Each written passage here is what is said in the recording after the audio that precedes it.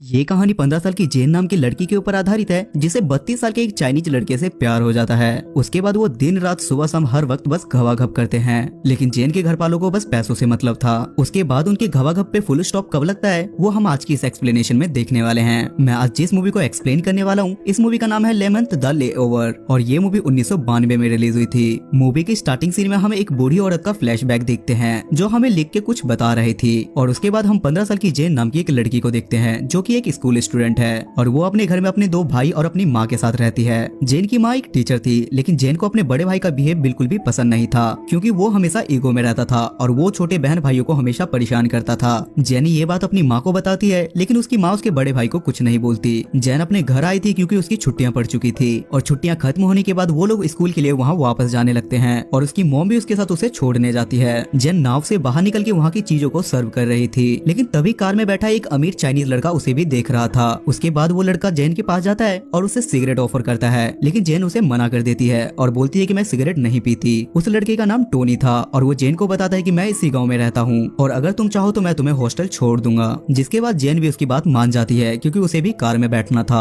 Car में जाते वक्त दोनों को एक दूसरे से बात करनी थी, लेकिन उनके पास कोई पॉइंट नहीं था। तब जेन उसे बताती है कि मैं 17 साल की हूँ और उसके बाद टोनी भी उसे अपनी एज 32 साल बताता है। उसके बाद दोनों के पेट में गुड़गुड़ी होने लगती है और टोनी उसका हाथ पकड़ लेता है, लेकिन जेन को भी इस बात का बुरा नहीं लगता, क्योंकि वो भी टोनी में इंटरेस्ट ले रही थी। जेन टोनी को अपनी एज इसलिए गलत बताती है ताकि टोनी उसके नजदीक आ सके। उसके बाद टोनी जेन को उसके हॉस्टल छोड़ देता है और वहाँ से चला जाता है। जेन की लाइफ में कोई आया, इससे जेन काफी खुश थी और वो एक्साइटमेंट में अपनी फ्रेंड को ये सारी बातें बताने लगती है। नेक्स्ट मॉर्निंग जब जेन अपने घर से स्कूल जा रही थी तो स्कूल के बाहर उसे टोनी की कार दिखाई देती है, जिसके बाद जेन टोनी का इशारा समझ जाती है और वहाँ जाके उसकी कार पे किस करके चली आती है, जिससे टोनी के भी प्यार के बुलबुले फूटने लगते हैं, क्योंकि उसे यहाँ एक चीज क्लियर हो जाती है कि जेन भी उसे लाइक करती है। शाम को स्कूल से छुट्टी होने के बाद जेन फिर से टोनी को देखने लगती है, लेकिन टोनी वहाँ नहीं था। अगले दिन जेन अपने स्कूल की छुट्टी होने के बाद अपनी फ्रेंड के साथ डांस प्रैक्टिस कर रही थी, तब उसे बाहर टोनी की कार दिखाई देती है और वो उसके गाड़ी में बैठ के वहाँ से चली जाती है, जहाँ टोनी उसको जन्नत की शेयर करवाने के लिए उसे प्राइवेट रूम में ले जाता है। टोनी उससे बोलता है कि ये तुम्हारे जैसे पढ़ने वाले बच्चों के लिए लॉज है, पर वहाँ के माहौल से जेन समझ जाती है कि ये घवाघप के लिए रूम है जहाँ बस आवाजें निकलती है। टोनी जेन की एज को लेकर काफी कंफ्यूज था, क्योंकि जेन उसके एज से काफी छोटी थी। जिसके बाद टोनी जेन को अपने घर जाने के लिए बोलता है। तब जेन बोलती है कि मुझे पता है कि तुम मेरे साथ क्या करना चाहते हो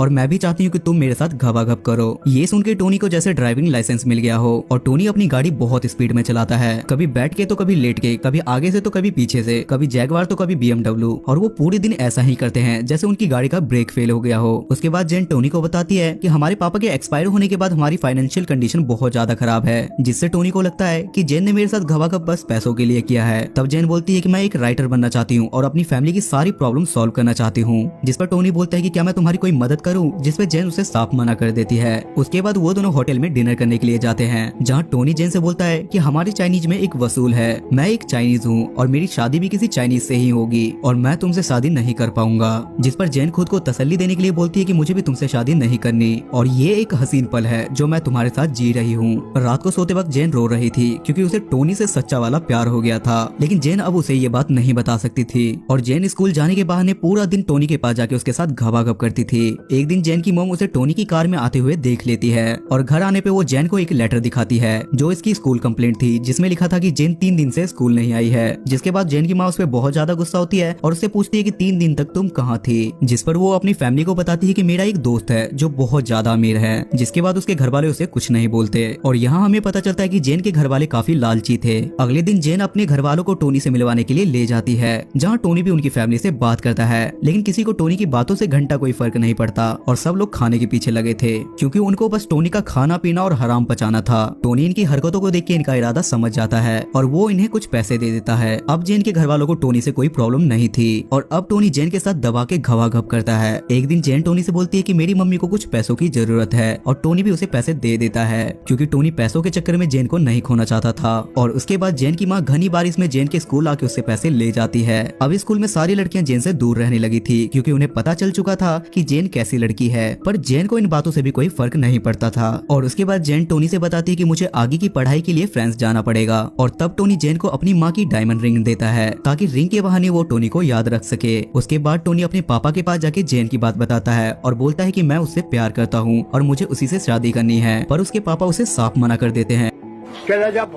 उसके बाद टोनी अपने पापा के साथ हुई सारी बातें जेन को बताता है और बोलता है कि हम दोनों भाग के शादी कर लेंगे, लेकिन जेन उसे शादी से मना कर देती है क्योंकि जेन को लगता है कि अगर मैंने टोनी के साथ भाग के शादी की तो उसके पापा उसे जायदाद से बेदखल कर देंगे। उसके बाद घर आने के बाद जेन की माँ उसके हाथ में डायमंड रिंग देखती है और बोलती है कि एक कल मुही ये डायमंड रिंग कहाँ से लाई, और वो उसकी डायमंड रिंग ले लेती है। अगली सुबह जेन का बड़ा भाई काम के पर्पज से शहर से बाहर जा रहा था, जिसे देखकर ये दोनों बहन भाई काफी खुश होते हैं क्योंकि इनका बड़ा भाई बहुत हरामी था जो इनको हमेशा परेशान करता रहता था। उसके बाद जेन टोनी कक्कर से मिलने जाती है जो काफी सैड था क्योंकि कुछ दिनों बाद उसकी शादी होने वाली थी, जिस पर जेन उससे बोलती कि जब तक तुम्हारी शादी नहीं हो जाती तब तक मैं तुमसे मिलती रहूंगी और मैं ही तुम्हें दूंगी। लेकिन टोनी कक्कर फिर भी रोता रहता है। अब जेन फ्रांस जाने के लिए पूरी तैयारी में थी, जहाँ जेन की माँ बोलती है कि फ्रांस जाने में हमारी पूरी मदद टोनी ने की है। जिसके बाद जेन टोनी से मिलने के लिए जाती है और पूरे दिन वेट करने के बाद भी टोनी उसके घर पे नहीं आता और फ्रांस जाते टाइम उसे टोनी की कार दिखाई देती है, जिससे उसे लगता है कि टोनी उससे मिलने आया है, लेकिन टोनी वहाँ भी नहीं आता और जेन काफी ज्यादा रोने लगती है। तब हम जेन की पुरानी बातों से अभी की प्रेजेंट बात में आते हैं, आई मीन फ्लैशबैक से बाहर आते हैं। जेन अब काफी बूढ़ी हो चुकी थी और जेन ही अपनी कहानी लिख के हमें बता रही थी। तब उसे टोनी का कॉल आता है और वो बोलता है कि शादी के बाद भी और इतने दिन बीतने के बाद भी मैं सिर्फ तुमसे प्यार करता हूँ और मरते दम तक मैं तुमसे ही प्यार करता रहूंगा। और जो एक्सप्लेनेशन हमने देखी वो जेन नाम की ही बूढ़ी औरत कर रही थी जिसने हमें अपनी कहानी सुनाई और ये मूवी यहाँ खत्म हो जाती है। सो गाइस आई होप कि आपको आज की ये एक्सप्लेनेशन पसंद आई होगी और इस मूवी की IMDb रेटिंग है 6.9 स्टार्स आउट ऑफ 10। अगर आपको एक्सप्लेनेशन पसंद आती है तो मेक श्योर आप मेरे चैनल को सब्सक्राइब करके मुझे सपोर्ट करें ताकि मुझे आगे ऐसी ही वीडियो बनाने की मोटिवेशन मिलती रहे। तब तक के लिए स्टे सेफ, स्टे हेल्दी।